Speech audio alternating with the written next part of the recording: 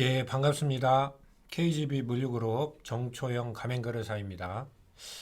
오늘은 포장이사 분실 배상 사례에 대해서 말씀드리고자 하는데요. 여기 나온 사례들은 한국 소비자원 분쟁 조정 사례들입니다. 구체적으로 지난번에 포장이사 손해배상 일반 기준에 대해서 설명을 드렸는데 이제 사례별로 좀 설명을 드리고자 합니다. 분실 배상 사례 첫 번째를 보면은요, 이사 과정에서 어떤 그 침대 프레임 및 매트리스만 버려달라 이렇게 요청했는데 이사팀에서는 원목 침대 판넬 묶음까지도 전부 다 폐기 차량에 실어 보내서 원목 침대가 다 분실됐기 때문에 잔존가액 60만 원을 배상 요구한 사건입니다.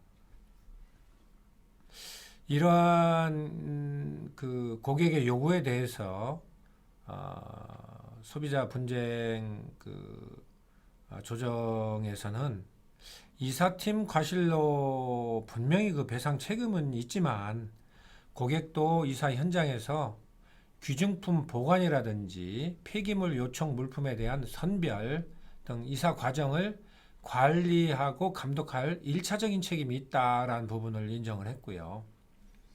그리고 또 이사가 완료됐다면 이사 끝난 이후에 즉시 파손된 건 없는지 또는 분실된 건 없는지 이런 걸 확인하고 즉시 이사팀에게 이의를 제기해서 손해를 예방하거나 또는 최소화할 책임이 있는데도 이사 끝나고 5일이나 지나서 분실을 고지했다는 점, 또 여러 가지를 판단해서 고객에게도 좀 과실이 있다. 따라서 손해 공평 분담 원칙에 따라 이사팀 책임을 약 60만 원 배상 요구한 거에 약 70% 선인 42만 5천 원만 결정한 그런 사례입니다.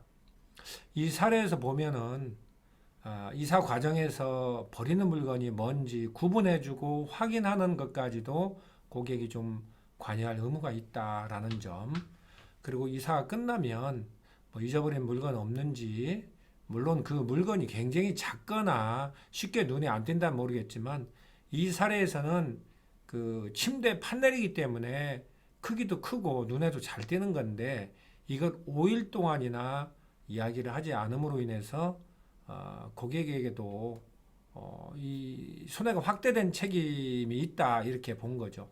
바로 얘기했다면은 폐기 차량을 확인해서 다시 회수해 올 수도 있었는데 5일이나 지나다 보니까 물건을 회수할 수가 없었다.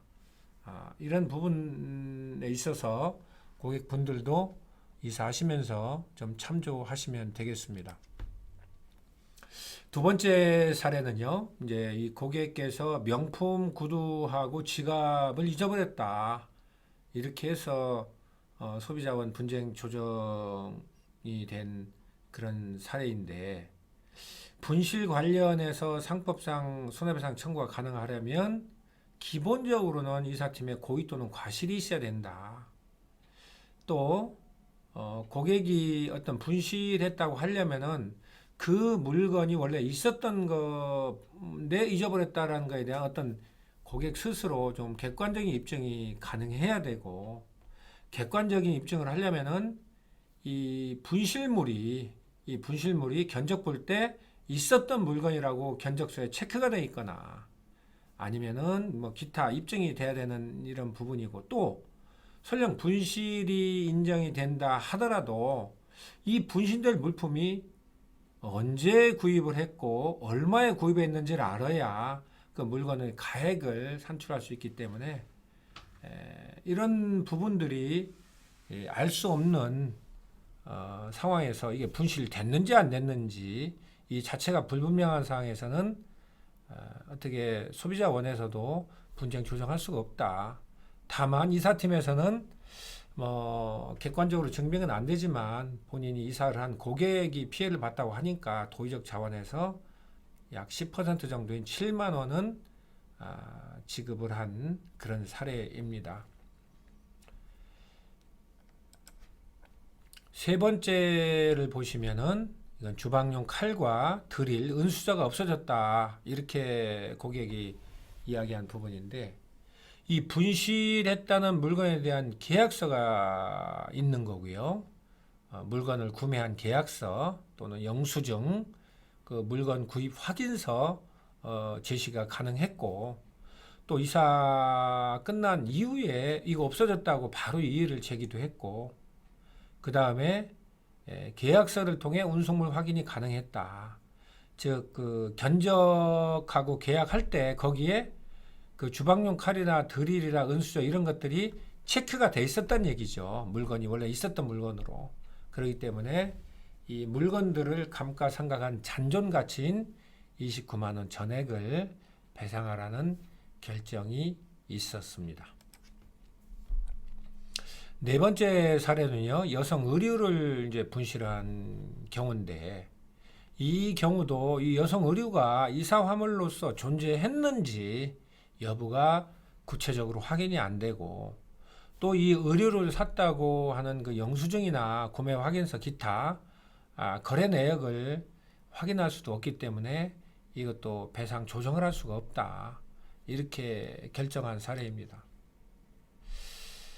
결론적으로 이 분실에 있어서 배상을 받기 위해서는요, 이사 사업자가 고의 또는 과실로 인해서 이 이사 물건이 분실됐다라는 게 기본적으로 있어야 되고, 또 이 분실에 대해서도 분실됐다는 객관적인 입증이 있어야 되는데, 이 부분에 있어서는 고객께서 입증을 해야 됩니다. 이 구매한 견적서, 뭐 계약서, 뭐 요즘 같은 경우는 인터넷으로 거래한 뭐 거래 내역서라든가 또는 뭐 이런 부분들이 필요하겠고요. 그 다음에 어떤 그 구매 계약서나 영수증 이런 걸 통해서 언제 구입했는지 또는 얼마에 구입했는지 이걸 알아야 또 몇 년 동안 썼는지를 알 수가 있고 얼마짜리를 몇 년 동안 썼기 때문에 감가상각을 해서 얼마다 이런 것들이 다 산출이 가능합니다. 그래야만 분실 물품에 대해서 정확하게 배상을 받을 수 있다는 점을 명심하셔서 주요한 물건들은 미리 견적서나 계약서에 체크할 수 있도록 요청을 하고 만약에 견적서나 계약서에 체크하지 않은 물건들에 대해서는 이사 시작 전에 다시 한번 이사 사업자에게 고지를 하고 관련 영수증을 준비해 놓는 것이 분실에 대비하는 방법이라 하겠습니다. 자, 오늘은 이사 화물 분실됐을 때 여러 분실 그 배상 사례를 봄으로써 분실에 어떻게 하면 대비할 수 있는지 또 분실했을 때 어떻게 하면은 온전히 배상 받을 수 있는지에 대해서 설명을 드렸습니다. 그리고 분실 시에 문제가 될 만한 중요한 고가품이나 뭐 이러한 물건들은 우선 고객이 직접 휴대하고 운송하는 것이 가장 좋다는 것 또한 말씀을 드립니다. 감사합니다.